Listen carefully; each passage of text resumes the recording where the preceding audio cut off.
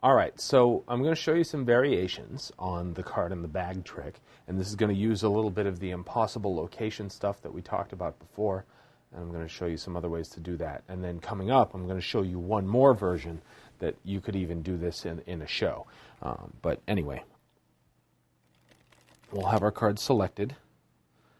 Now, it's the part that's going to be the same is that if we take the cards, we can put them in the box, buckle that top card out again, close the flap under the box. Then we can grab our paper bag and we can put the deck right inside the paper bag, and then it sort of adds that extra layer of impossibility. And we reach in, take the card right out of the box, inside the bag, we pull it right out of the box, just like that. So now it's in the box, in the bag. We can pull that right out and show them just like that.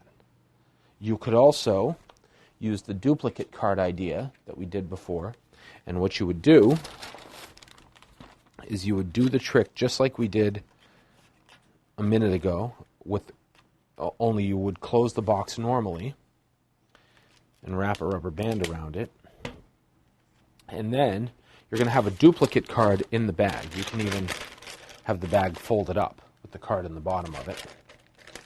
Okay. Then you would put the deck in the bag, reach in, and just quickly pull the card out just like that. And then a minute variation to do like in a bigger show, and it'll be cool. So come back.